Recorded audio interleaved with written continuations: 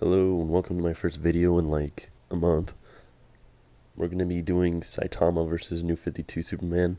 Saitama is going to be from Composite, so he's going to be the anime, manga, webcomic, whatever sources we can find in all of those. So we're going to start things off with the limitless fallacies that both of them possess. They both have some nigh omnipotent wanks surrounding both of them, so we're obviously going to start off by debunking both of those. Saitama's limitless fallacy seems to stem from him removing his limiter, and people seem to think that means he's limitless, which, yes, he is limitless in potential, meaning he can grow to any level of strength without restraint.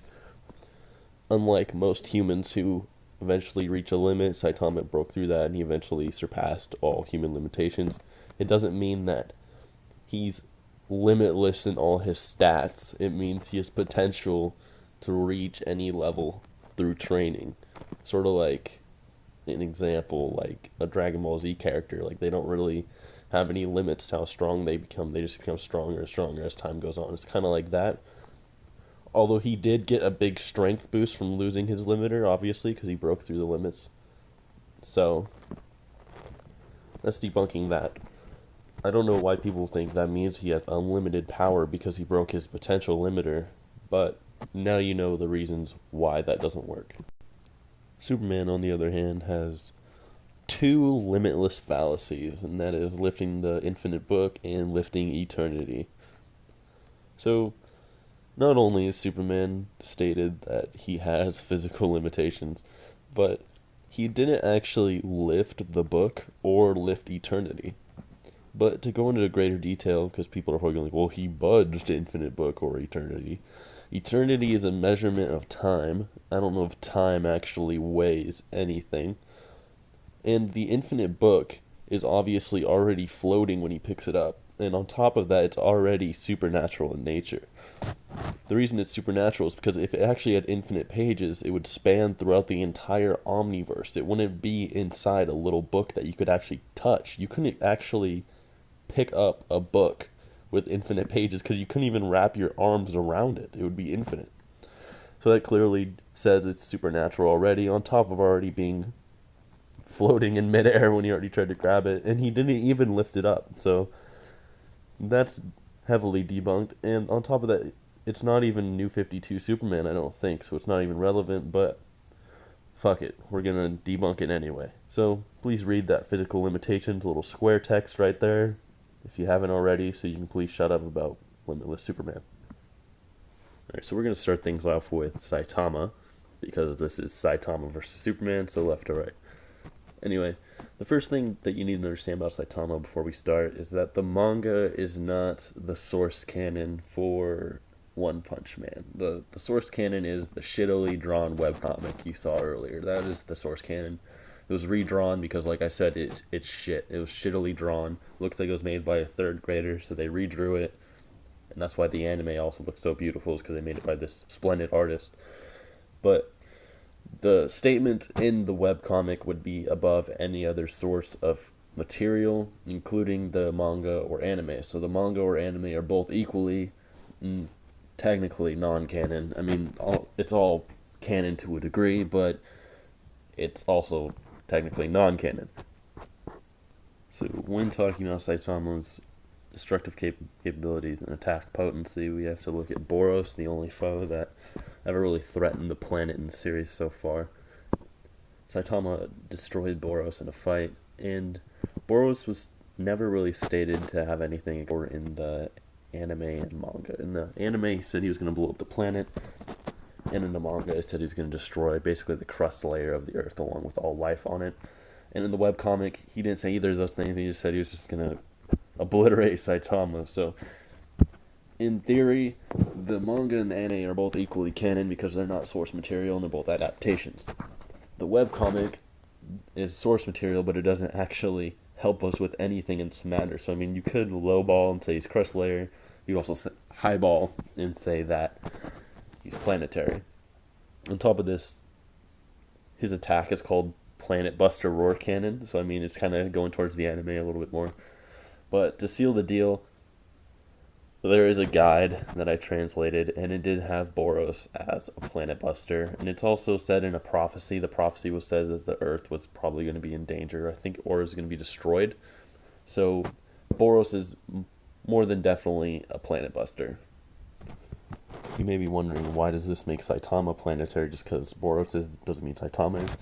It's because Boros shot the planet buster roar cannon at Saitama, and Saitama, with a serious series, completely obliterated the blast that could destroy the planet and one-shotted Boros, the planet buster.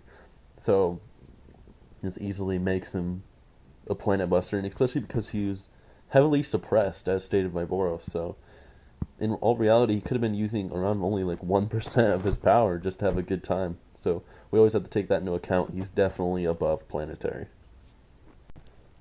In terms of speed, they are heavily relativistic to light speed.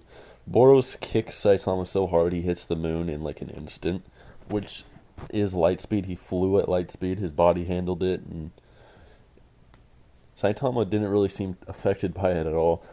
Saitama also jumped from the moon back to Earth in like a few seconds. Boros was able to say like 2 sentences and then Saitama hit Earth, so it's not nearly as impressive as Boros' kick, but it should also be noted that Boros was trying a lot harder than Saitama, and Boros was beating Saitama's ass. So Boros was stronger than that suppressed Saitama for a meantime. So it obviously makes sense that Boros' kick would be faster than Saitama's jump. But at full power, Saitama is stronger than Boros, so he would be over light speed. So the reason this makes them light speed, by the way, if you don't know, it takes light 1.2 seconds to hit from Earth to the moon. So if Boros kicks him and he hits the moon in like 1 to 2 seconds, it's light speed to relativistic. Now you know. By the way, Saitama's durability is around his attack potency, which is around planetary to 100 times planetary, depending on how suppressed he was. So we're not really going to dive into that because it's common sense. So on to Superman. Oh no, so we're doing Superman now. Holy fuck, do I not want to do Superman. He's so inconsistent. So you could say that I'm a little bit more biased towards Saitama in this situation, but that doesn't mean Saitama's going to win. I definitely have never read New 52, but I have been looking at calcs, and my friends have been telling me a lot of feats that he has, so I'm going to use those feats accurately. I'm not going to be biased or anything, but I'm definitely going to hate doing his stats because he has so many different stat consistencies to choose from. So I'm going to try to choose the strongest ones I can find, and we're just going to go from there, I guess. One thing people seem to not understand about Superman is Superman's travel speed in no way reflects his combat speed at all. Superman's travel speed is an acceleration hacked speed feats, usually. So he bends space with his body somehow. It's never really explained, but he bends space to move, to fly through the air. And he goes faster and faster as time goes on. So feats like him crossing the universe in like a few days and stuff like that, it doesn't really reflect his combat speed, although it is very impressive, like crossing the universe, I think, in like a month or two, something like that, which is, wow, it's massively faster than light, definitely faster than Saitama, but in terms of combat speed, it's much different, so we definitely have to go in depth about what he would be like in like a hand-to-hand fight up close, not necessarily flying through the air or something. When looking at New 52 Superman's speed, it should be most noted that he tagged New 52 Flash, and the thing about New 52 Flash is New 52 Flash can react in femtoseconds, according to statements, and he's always been consistently faster than light throughout his series.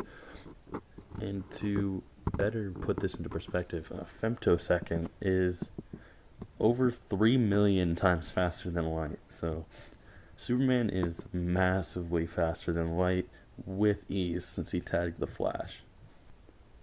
Other speed feats would include catching multiple lasers, or you can call them like photon waves or something, and dodging like lightning and keeping up with lightning. So he's always been consistently light speed and above. So femtosecond statements is definitely the massive highball, but he's easily faster than light by a good margin because he is casually catching multiple beams going at light speed. You can also downplay and say that they're energy waves, so they go at light speed, but still he did tag the Flash, and the Flash does have FTL feats, so you gotta take that into effect. In terms of attack potency, Superman has punches that can shake the planet but can only destroy a mountain. This doesn't make any sense whatsoever, because a mountain destroying blast wouldn't shake the entire planet. But this is later retconned anyway, as Superman completely, with 2 broken ribs, completely punches this guy through the moon. And with 2 broken ribs, he just blasts him through the moon. So he's already on these kind of continental levels. And then later on in the series, when he fights Doomsday, he completely tears him in half and beats him to a pulp and kills him, I think. So the thing about Doomsday is that Doomsday has survived planets exploding, like huge, massive planets exploding. So this would actually be a planetary feat, or at least around such. In terms of durability, Superman in New 52 is nothing like his other counterparts. He seems to be quite weak compared to his other counterparts, in which he kind of gets screwed over by a planet exploding in the beginning of the series. So obviously it was the beginning of the series, so he's a lot weaker than he is now. So he does fight foes that do have his striking power later on, so he would have around planetary durability all around. It should also be noted that in later on, he stated that exploding stars were a piece of cake. And considering that he's taken exploding planets before, it seems that he's quite confident that exploding planets are no longer on his level. So at least multi-planet level durability is going to go to Superman, possibly low star levels. Alright, so to conclude this video, so it's not a 30-minute video like my other Versus videos. Unless you guys like hearing me talk, I don't know, tell me in the comments if you actually like hearing me talk. But let's do a little final analysis. Saitama, multi-planet, at least 100 times planetary around there, because Boros is a planet buster. And we're going to say Saitama used 1% against Boros. That's reasonably fair. That's super fair. That's actually almost too fair. So 1% for Saitama versus Boros, so 100 times planetary and 100 times faster than light. And for Superman, he would be he'd be planetary with multi-planet durability, possibly star-level durability, and he would have nanosecond reaction time with a femtosecond feat, which is 3 million times faster than light. The femtosecond is obviously a highball, but he is definitely way above light speed to tag someone that can react at femtoseconds. So speed goes to Superman. The durability would go to Superman as well, because Saitama hasn't really proven he could do anything on star levels, or really anything close to a star. So I honestly see this battle going to Superman currently. I'm not going to say that Superman would beat Saitama in an actual fight if they got in a fight. I'm just saying from the feats presented, New 52 Superman does seem pretty superior to Saitama in a lot of ways, especially speed. Speed is definitely the one that seals the deal. We need some more speed feats for Saitama. Anyway, thanks for watching. Till next time. Oh, and as a side note, before I have to explain myself in the comments why I chose Superman over Saitama, it's because I really gave Saitama the benefit of the doubt with the 1% thing. Saitama took damage from that. He said Boros was strong. Why would you say someone that you only use 1% of your power on was strong? You know, so it doesn't make a lot of sense. He doesn't have a lot of feats. Superman gets stronger over the series, and he clearly shows that he's above planetary over a certain point in time, like ripping apart Doomsday with and he casually states that he can take stars exploding. Like, do you know how big a star is compared to a planet? A planet is absolutely nothing. So if Boros is giving a hard time to Saitama using these planetary attacks, then how the hell is he going to kill Superman, who has superior durability and completely speed blitzes him? So I hope you understand my reasoning. Anyway, wait for the next one.